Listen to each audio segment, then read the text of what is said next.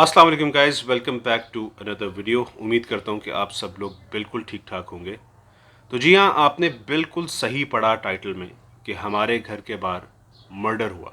और ये एक सच्ची कहानी है, अखबारों में भी बहुत आया। और 2005 या 2006 में उस मर्डर का फैसला हुआ। मैं बिल्कुल भी नाम नहीं लूँगा क्योंकि उसमें बहुत हाई प्रोफाइल शख्सियात इन्वॉल्व थी। जिनका मर्डर हुआ वो बहुत हाई प्रोफाइल शख्सियत थी। जिन्होंने मर्डर किया वो बहुत बड़े डॉन थे। और बाद में फिर उनका एनकाउंटर हुआ। उस वक्त के बहुत बड़े एनकाउंटर स्पेशलिस्ट पंजाब पुलिस के एसएचओ थे जिन्होंने उनका एनकाउंटर किया। तो नाम किसी का नहीं लूँगा। तो चलिए स्टोरी को स्टार्ट करते हैं। 1985 में हम लोग लाहौर शिफ्ट हुए और 1990 में अब्बू ने डिफेंस हाउसिंग अथॉरिटी में घर बना लिया और हम यहाँ पे शिफ्ट हो गए। उस वक्त डिफेंस हाउसिंग अथॉरिटी नहीं हुआ करती थी। उस टाइम इसको कहते थे Lahore Cantt cooperative housing society, LCCHS। बहुत पीसफुल एरिया था ये और चोरी की वारदातें और डकैती की वारदातें बहुत कम हुआ करती थी। मेरा सारा बचपन यहीं पे गुजरा है। हम लोग घर के सामने रोड पे क्रिकेट खेला करते थे। ये वाकया जो हुआ ये हुआ 5 सितंबर 1996 को।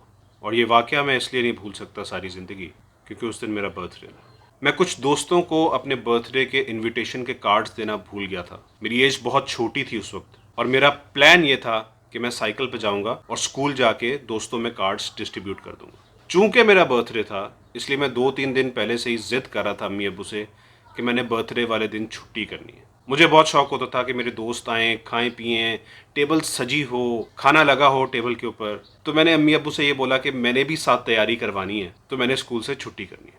अम्मी अब्बू ने मुझे इजाज़त दे दी कि ठीक है आप छुट्टी कर लो। तकरीबन सुबह 8 बजे का वक्त था।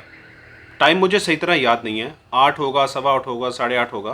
इतना अरसा गुजर गया, अब टाइम अच्छी तरह याद नहीं है मुझे, लेकिन टाइम यही था, सुबह का वक्त था। मैं मेन डोर से बाहर निकला, मैं साइकिल पकड़ने लगा तो फिर मैंने कहा यार चलो मैं नहा लेता हूँ, नहा के फिर निकलूंगा।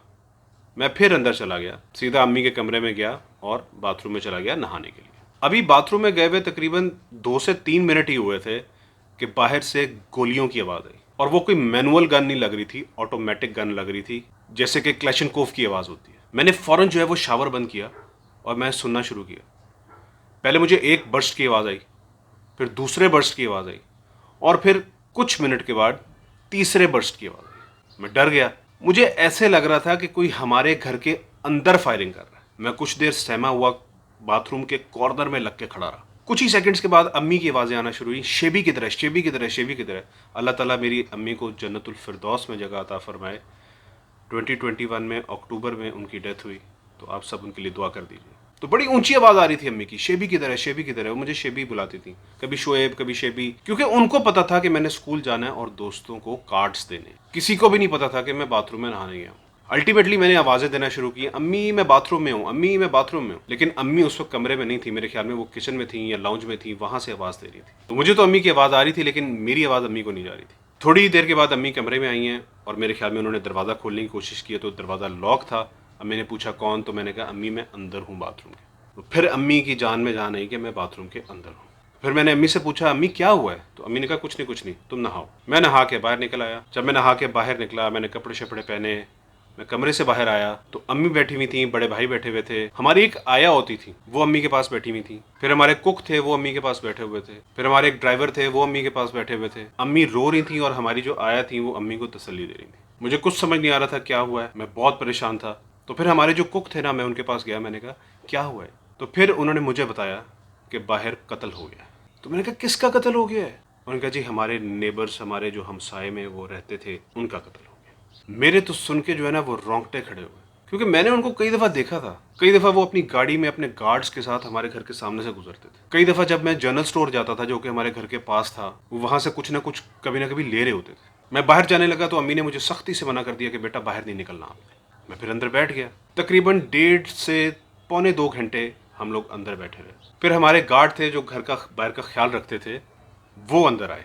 उन्होंने फिर आके सारी स्टोरी बताई। उन्होंने फिर अम्मी को बताया कि बाजी वो फलाने साहब जो हैं वो नहीं बच सके, मैंने उनको पानी का आखिरी घूंट पिलाया।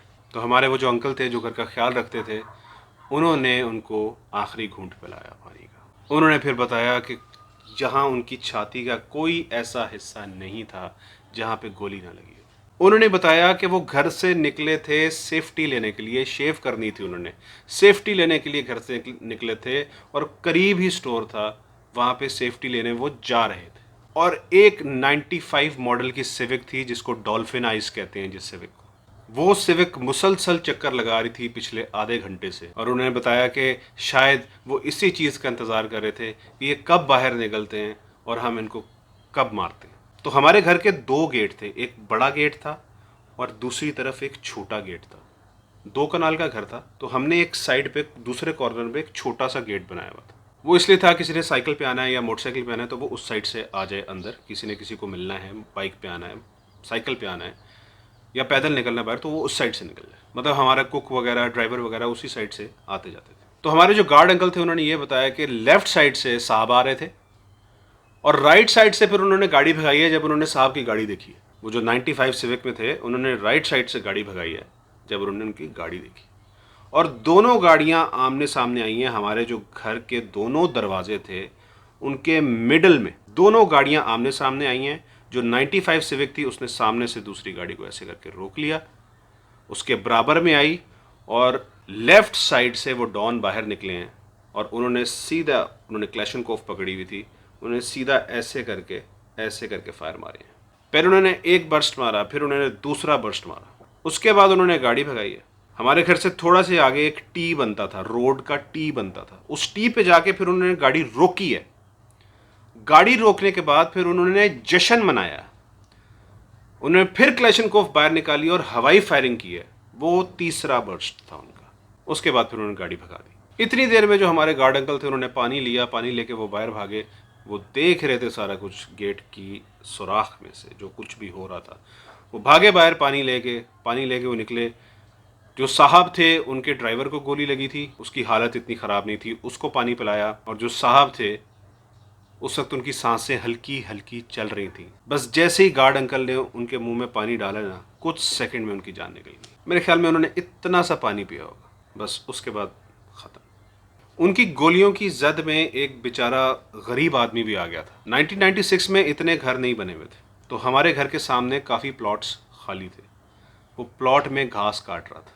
जब फायरिंग हुई तो एक गोली जाके उसके बाजू में लगी, वो वहीं पे गिर गया। जिस जगह पे मर्डर हुआ उस जगह से पुलिस तकरीबन 2 मिनट के फासले पे थी। हमारे घर से मस्जिद सिर्फ 2 मिनट के फासले पे थी, जहाँ पे पुलिस हर वक्त खड़ी होती थी और उस दिन भी खड़ी थी, लेकिन पुलिस आधे घंटे बाद पहुंची। तो गाइस, जैसे मैंने आपको शुरू में बता दिया कि जिसको मारा वो तो उसी वक्त मौके पे ही उसकी वफात हो गई और जिसने मारा उसका एनकाउंटर हो गया। लेकिन लोग कहते हैं कि जिसने मरवाया उसका पता नहीं क्या हुआ, मैं कुछ नहीं कह सकता उस बारे में। तो गाइस, ये थी आज की स्टोरी। अल्लाह ताला सबको अपने हिफ्ज़ व अमान में रखे। आज के लिए बस इतना ही। Thank you so much for watching. Stay blessed. अल्लाह हाफिज़।